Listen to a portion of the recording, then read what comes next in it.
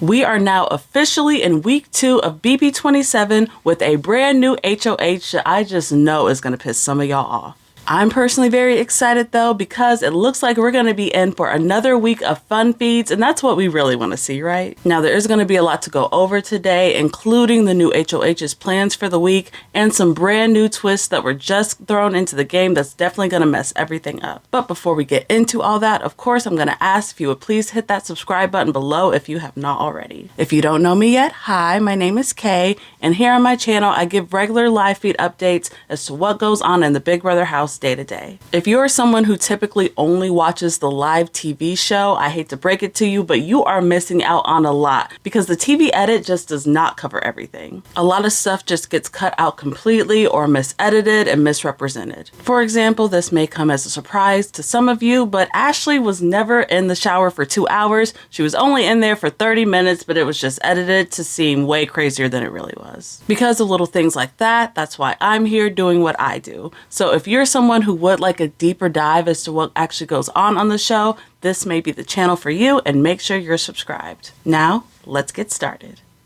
So as we just saw, Zay was just evicted in a 9-5 vote. And even though he's gone now, leading up to the eviction, Zay did push and campaign for himself pretty hard. He had a few of the guys on his side backing him, but as we could see, it just wasn't enough. His fight with Rachel definitely didn't help either, especially not in the way he thought it did. Like, he thought he was really about to be safe after that one. But I will say it does suck for him that this accomplice twist was part of the reason why he was even put up in the first place. Like, that really blows. This also just wasn't a great HOH for Vince, who really showed me that he wasn't the best at decision making. And it also showed me that he can just be kind of easily swayed by other people's opinions, like just like that. I get not wanting to get blood on your hands, like that's what everybody says when they're HOH, but realistically, that's just not what this game is about. And so just his unwillingness to take charge and really make his own decisions is what's making me question his game in the long run. So after the eviction was over with, the feeds were down for a while as the contestants competed in the next HOH comp. And when the feeds came back on, we all found out that Jimmy has won and is our new HOH. This is obviously going to be a very polarizing week. I know he caused so much mess and drama last week, and I know a lot of y'all already don't like him, but again, like I said, I'm excited for this one. It was apparently the black box competition where they go in that dark room and they're trying to navigate through to find different objects and stuff like that. So once again, a more equitable comp here at the beginning of the season, and I'm totally not mad at it at all. Now, let's first take a minute to talk about where Jimmy stands in the game, because despite all the drama, he's actually pretty well connected. Last week, he joined the Heavy Hitters, which is like the main large majority alliance in the game right now. But later on in the week, he was trying to start this majority of his own with his close allies, people like Morgan and Mickey and Zach and a few others. I think he was eventually able to find a crew of about 8 people that he was really good with,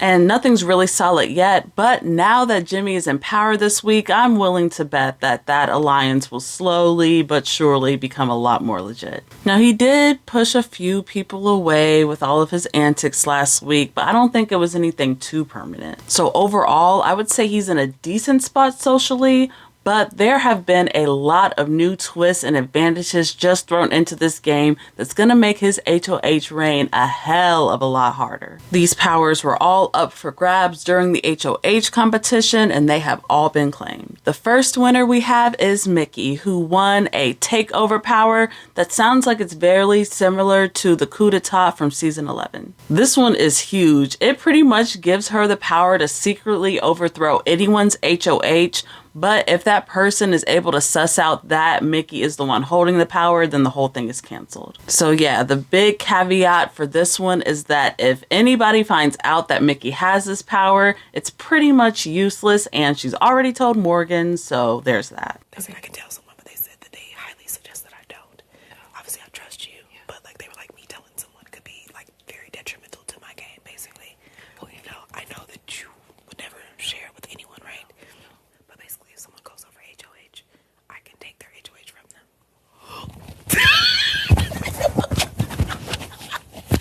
Bitch! Let's go! Now, Morgan is her bestie in this game. These two have been very close since the beginning, but in this house, two people really can't keep a secret, you know? Kelley's power is the chance to win a second veto, which will likely be a separate competition that only she is allowed to compete in. And if she wins that competition, then she gets a veto to use on whoever she witches, I'm sure. Now, a lot of people already know that Kelley has this power because she's been telling people, but they don't know exactly how it works yet. And people knowing about this may not be as bad as Mickey because she could use this to scare people out of nominating her, similar to what Mackenzie ended up doing last season. And Keanu has won the third power, which is the chance to double his chances at winning a veto. Now, I'm not really sure of the details of this one yet. Like, I don't know if he will be able to play in a competition twice, or if he'll get a big advantage during a veto comp, or what it really means. But good for him, because he is definitely gonna need it this week. I mean, Keanu has just been in a bad spot since he started the game, it seems. Oh, and people already know about Keanu's power too. I think he told Kelley about it outright, but definitely shout out to Zach for being able to suss it out on his own. Keanu grabbed my hand and he was like, I know where like one thing is, and he literally led me to a place where he thought it was. Somebody already picked it up. The only reason why he would ever do that is if he won a power up. I think he won one and he's lying about it. Because he thinks he's going up this week. And you know what? He's right, so. Yeah. So I'm just letting you know, like, Oh, good, you're gonna he has force his one. hand. By the way, everyone wants him out. I know. I don't know why all these house guests are choosing to snitch on themselves and tell other people about their powers, because apparently production told them that it's probably not a good idea to tell people. And I definitely get that it's possible to use stuff like this as more of a defensive tactic in order to dissuade the HOH from putting you up, but like nobody is trying to play like that at all. Now, this does make me appreciate Zach even more for keeping quiet about his advantage. I don't think he's told anybody yet.